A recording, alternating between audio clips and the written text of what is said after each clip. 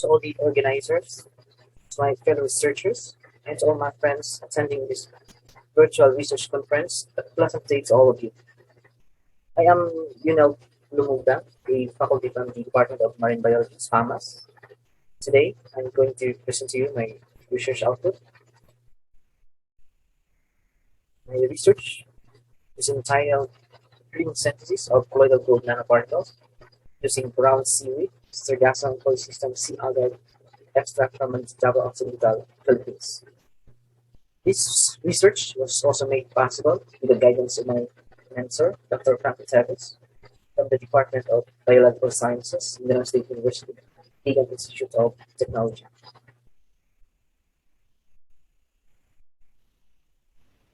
In this research, we were able to synthesize gold nanoparticles using the brown seaweed Sargassum polysystem extract as the using agents. So when we speak of gold nanoparticles, we are referring to small or minute gold nanoparticles with a diameter of around 1 to 100 nanometer, which was once dispersed in water, we call them as the colloidal gold. Why we study gold nanoparticles? Because it has unique optical and electronic properties, which can be attributed from its surface plasma resonance. So it can be harnessed for various applications, such as drug delivery, sensors, catalysts, and many more applications. Currently, there are two general methods on how to synthesize gold nanoparticles. First method is the chemical synthesis, such as the scientific method, the reverse method, the sodium borohydride reduction method. The common steps or processes involved in these three types of chemical synthesis is that it involves the reducing agents. In the case of scientific method, it involves the sodium citrate. In the case for reverse method, it involves the TOAB or the tetraoxyl ammonium bromide. The third method, it involves the sodium borohydride method as the reducing agents. When produced in mass production, these reducing agents, when released to the environment, would actually brought some detrimental effects. In fact, some of this is highly toxic when applied for biomedical applications. So the chemical synthesis is not the drawback for chemical synthesis is that it is not environmentally friendly and it's not ideal for biomedical applications. So the second types of synthesis is the green synthesis, or is also called as the biological synthesis, whereas it utilizes living organisms as the source of reducing agents. The reducing agents can be naturally present or can be extracted from plants, algae, fungi, or microbes. So aside from the reducing agents, the plants may also possess the biological molecules that can act as the stabilizing agents and as the capping agents. So these are just the general steps involved in the synthesis in the process of green synthesis. Currently in the Philippines, there have been scarce or limited studies utilizing brown seaweeds as reducing agents. In fact, there's only one study reported by Wang et al. That was way back 2018. Brown seaweeds is highly ideal for nanotechnology studies due to its rich amount of coherence. It could also accumulate higher concentration of metals, and it possesses copious amount of reducing agents. And in Malita, Davao Occidental, Sargassum polysystem is highly abundant, particularly in Tobalan areas. So in this study, after we synthesize the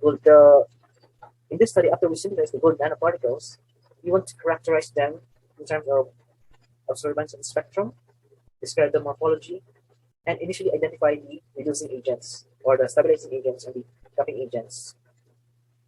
So this is the general steps involved in the sample collection, the cleaning of samples, the air drying and over drying, and the grinding of sample, converting into its powder form, then prepare the aqueous solutions, then the purification of our extract, then the utilization of a gold precursor, mainly the fluoroauric acid, and this is our extract.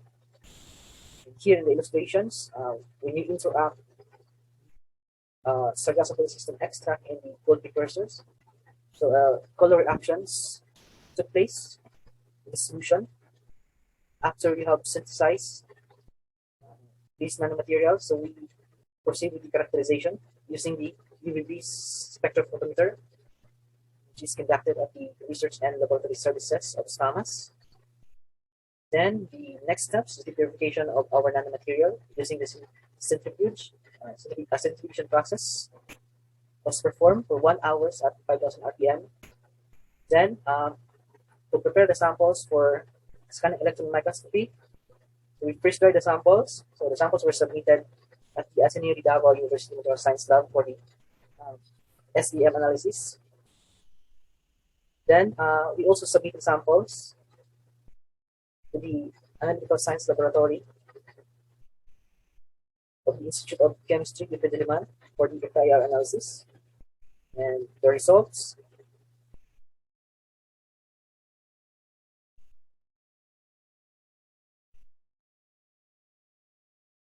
Okay, so we have here the illustrations of our various solutions. First, we have the extract and we have the gold precursor, which is the chloroauric acid.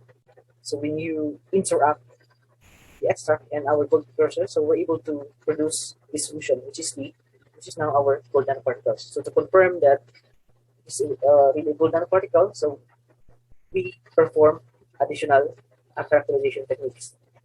In this graph, it represents the time, the period of synthesis or the kinetics, and we also present the quantity or the amount of extract required or the amount of extract that are being utilized. So for 5 ml extract, so after 152 minutes, a color reaction took place. So same thing with 10 ml. So at this time, it took quicker compared to 5 ml extract. Then for 25 ml, it only took 10 minutes before color reaction happened. So this observations was also reported, was the same the reported observations of Esmail et al., Buano et al., Severance et al., and Madori, Sharon et al. So color changes signifies the synthesis of gold nanoparticles. So in this graph, we're able to observe that as the amount of extract increases, so the period of synthesis was also shortened. So this could be explained by the presence of the reducing agents. So it could indicate that the higher the concentration of our extract, it also signifies the higher concentration of our reducing agents, which facilitated the increase and the rapid growth of our nanomaterial. Okay, so for further characterization, to confirm our synthesized material, so we perform UVB's spectrophotometer analysis. So for 25 ml extract reacted with the gold precursor, we're able to detect 526 nanometer. For 5 ml, the gold nanoparticle was detected at 548 nanometer. It was previously reported that a wavelength of 500 to 600 nanometer could be attributed to the formation of gold nanoparticles, which was reported from the literature. So the color changes could be attributed to the localized surface plasma resonance some will exhibit, and it could also be due to the oscillations of the conductive bands of electrons surfacing the nanoparticles. Okay, so to further confirm the presence of the synthesized nanomaterial, so using energy dispersive analysis, we're able to detect various peaks for gold. So we have AU here. Copious amounts of elemental gold were detected. Of course, other elements were also detected, so it could be attributed to the purity of samples. So further purification would eventually remove these other residues detected by the energy dispersive analysis. And in terms of the morphology of our sample, so this one, these are the gold nanoparticles that are being synthesized. So the sizes were highly variable. So we have gold nanoparticles around 6.5 up to 240 nanometer. And most of the gold nanoparticles produced were rounded or spherical. Then to identify the reducing agents, FTIR spectrum detected the following peaks. So at 1,000, at 3,500 to 3,200, an OH stretch was detected, which would signify that our reducing agents might contain an alcohol or phenol functional groups. Another peaks are detected at around 1,600, which signifies an NH bend, which is a primary amines. Then another peaks detected for hydroxyl group. So these findings were also reported previously. Hydroxyl groups are known to have a strong ability to interact with nanoparticles, and it will also serve as reducing agents of the synthesis of our gold nanomaterial. This was also previously reported in the study conducted by Tangaraj et al. 2012. Then polysaccharides, namely the fucoxanthin, is most likely the reducing agents facilitated the rapid synthesis of our gold nanoparticle. In conclusions, in this study, we successfully green synthesize a gold nanoparticle ranging from the size of 68.5 to 240 nanometer. So this was confirmed by the spectral analysis, which is detected at around 526 to 548 nanometer, with the spherical morphology with a particle size ranges of 60.5 to 240 nanometer. Our reducing agents might contain hydroxyl groups, primary amines, which might be involved in the reduction of our gold nanoparticle. So thus, the present study demonstrated the green synthesis route for gold nanoparticles, which might be highly desirable for various biosensor applications. And thank you for taking the time to listen to my presentation. And God bless everyone. That's the end of my presentation.